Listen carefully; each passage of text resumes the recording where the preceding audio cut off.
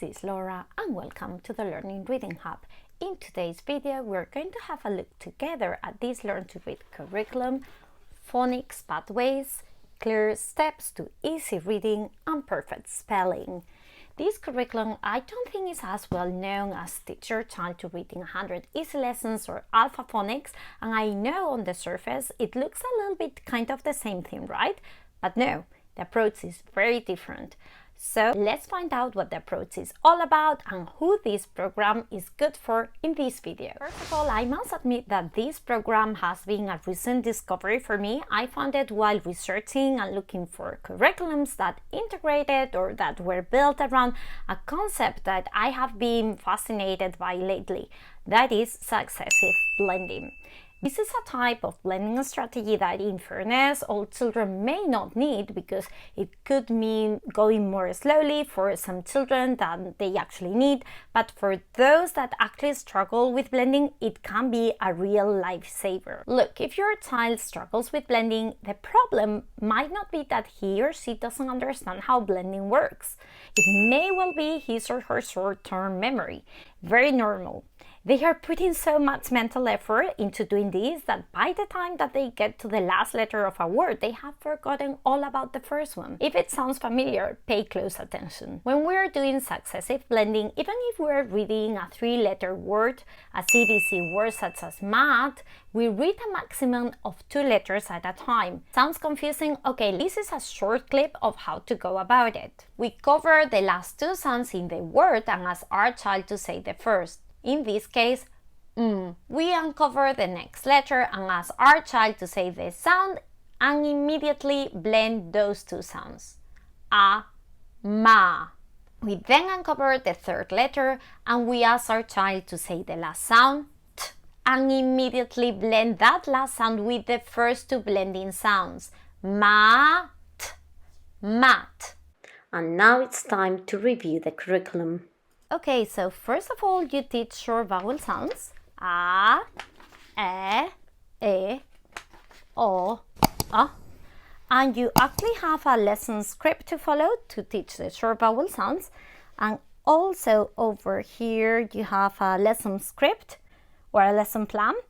These actually include some fun games and activities, and I say this because, I don't know, when you quickly skim through this curriculum, it doesn't look like there will be games and things like that, but there are. Anyway, so after teaching short vowel sounds, you move on to teaching consonant sounds and start to blend these consonant sounds with the short vowel sounds. And this is where successive blending actually starts. You blend all the consonants that you learned at this stage with every single vowel very gradually. Let's have a look at an example. For instance, a, s, a, sa, e, s, e, se, e, s, e, se, o, s, o, so, s, sa. Always make sure though that your child understands that this is an initial blend of a real word, so you put examples as you go so he or she understands. For instance, you say sa as in Sam, se as in set, si as in sit, so as in sock or sob, sa as in some. That is explained here on the directions actually, but I just wanted to stress it out. Make sure your child knows these are fragments of real words. Why do I want to stress it out? For 2 reasons. First, these are not real words as we know, and this can be confusing for some children. You know, what is that we're reading here? So they have to know that they are reading fragments of words. And number 2, if we do not let them know now, they are probably going to be very confused later on when we teach the concept of open syllables and how, for instance, words like me, he, so, etc. are read differently with a long vowel sound. This is going to contradict what they have learned before unless we let them know that these are word fragments. Okay, so what is next? 3-letter words, CVC words. So how are we going to learn to read these CVC words? Very gradually. Again, applying successive blending. So let's see an example. Sa, sad, sad, se, set, set, se, set, set, so, b, sob, sa, sang. Okay, so after doing all of this practice, it may take a while. We move on to learning about I and A. I really like the explanation it gives about these words. I'll read it to you. The two shortest words in the English language are I and A. You simply name the letter and that is the word. Let's try reading I and A together with a few of the three-letter words you're now able to read. Read down each group. By the way, A is what we use if the following word begins with a consonant, as in a bag. But an is what we use if the next word begins with a vowel, as in an ant, and elf, and igloo, and octopus, or an umbrella. A and an mean the same thing. Then we have this pyramid exercise, which I think is pretty cool. You start reading short sentences and incrementally end up reading a really long one. At the beginning, you're not expected to be able to read the longer sentences. This takes time, so don't worry. Then you move on to learning about the k sound, which can be represented by the letter C or the letter K, depending on the vowel that follows. Then you learn about the CK digraph, which also represents the k sound. But as you can see, we keep blending in a very gradual way, in a very successive way. So we say sock, sock, sack, sack, tick, tick, talk, talk, duck, duck, suck, suck, buck, buck, luck, luck, and so on and so forth. More practice, review, and then we move on to two consonant endings. These are CVCC words, so four-letter words, words that have a consonant blend at the end. The approach is the same, successive blending. So this is how we're gonna blend these two consonant ending words at the beginning. Sa, san, sand, sand. Fe, fell, felt, felt. However, it says here in page 58, after the next two pages, these words will not be broken down as above. If some of them should be difficult to read, it can be very helpful to cover up the last letter with a piece of paper.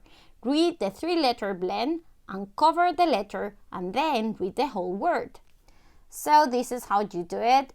These illustrations are pretty clear on how to go about it if your child still has difficulties blending these kind of two consonant ending words. So you are the judge on whether you need to use this strategy or not, depends on the student. But I think that at this point, this curriculum assumes that your child already has understood how blending works and has mastered it. So it's time to move to more complicated concepts. So after a lot of practice with these two consonant ending words, lots and lots of practice,